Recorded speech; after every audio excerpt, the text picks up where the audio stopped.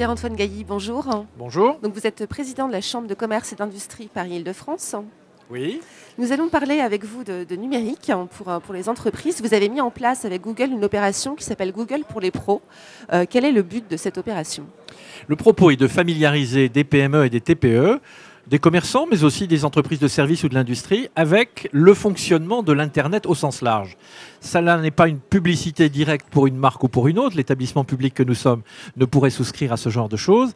Mais l'idée est que plus les gens seront à l'aise avec le maniement de ces outils nouveaux, plus ils sauront s'en servir sans contrainte et sans appréhension, et mieux le marché se développera, que ce soit pour Google en l'occurrence ou pour d'autres intervenants. C'est ça le propos qui a été lancé il y a quelques mois maintenant, avec le déploiement d'une série d'ambassadeurs de cette démarche, qui sont des jeunes gens parfaitement bilingues en la matière, si je puis dire, et qui ont cette familiarité qu'ont les jeunes de 20-30 ans, peut-être un peu plus facile que ceux de ma génération, de convaincre, de faire aimer, de faire apprécier, et donc finalement de développer. C'est un enjeu pour les entreprises, les petites entreprises notamment, ces usages numériques, un relais de croissance. Je crois que c'était évidemment un enjeu majeur.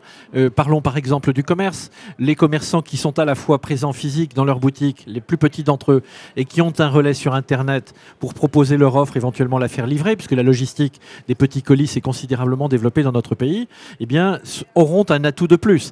Et notre job à nous, c'est quoi? C'est d'assurer le développement économique d'une région à travers toutes ces formes d'entreprises. Cette initiative y participe pleinement et cela prolonge d'ailleurs ce que l'on fait depuis des années avec l'échangeur, puisque l'échangeur, vous le savez sans doute, c'est un laboratoire, une vitrine de toutes ces solutions pratiques de NTIC, nouvelles technologies, qui permettent précisément d'accélérer le développement des TPE qui n'y ont pas toujours un accès très facile. Qu'est-ce qui bloque? Ça leur fait peur? Elles pensent que ça coûte cher? Selon vous, elles pensent que c'est réservé au e-commerce? Probablement un manque de maniement lié à des effets de génération plutôt qu'à autre chose, une méconnaissance sur le prix, et puis disons-le aussi, le manque de temps à consacrer pour rentrer dans la discipline. Alors que quand quelqu'un arrive spontanément vers chez vous et vous propose un peu de son temps, consacrer une demi-heure, une heure à quelqu'un, c'est toujours plus facile que de le prendre, que de s'isoler et que de rentrer tout seul dans une discipline que vous découvrez. Donc je crois que c'est un simple effet pratique. Alors, au-delà de ça, la vie des entreprises est rythmée par des obligations, des démarches, la fiscalité, etc. C'est pas mal de sujets qui peuvent tendre un petit peu les relations entre chefs d'entreprise et monde politique. Quel regard vous portez globalement sur les grands enjeux pour 2014? On parle de simplification, on parle de rénovation de l'impôt sur les sociétés. Qu'est-ce qui vous semble important? Je crois que ce qu'attendent les chefs d'entreprise, de toute taille d'ailleurs, qu'ils soient petits ou grands, que ce soit en Île-de-France ou ailleurs, simplification, stabilité. Pourquoi? Pour aller vers la confiance.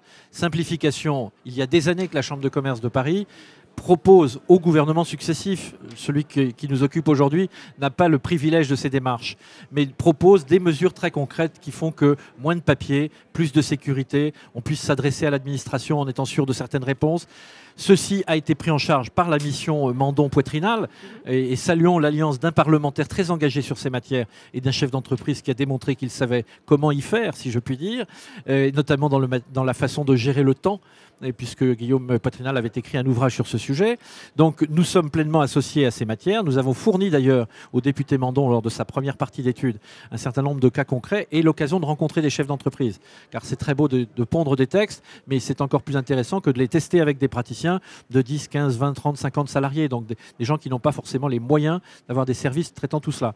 Ça, c'est la simplification. La stabilité, nous avons tous salué le discours du président de la République au tournant de l'année, proposant ce pacte nouveau et proposant surtout de revenir à un système économique qui promeuve l'offre plutôt que de s'appuyer sur une demande plus ou moins solvable. Reste maintenant à ce que cela se traduise en fait. Et là, il y a encore quelques temps, nous sommes confiants, mais nous jugerons sur les réalisations et pas simplement sur les déclarations d'intention. Si ces deux facteurs sont réunis le plus vite possible, alors ce qui est le moteur de l'économie, c'est-à-dire la confiance des chefs d'entreprise, pourra revenir. Mais vous savez, j'ai l'habitude de dire que le soleil d'hiver ne réchauffe pas.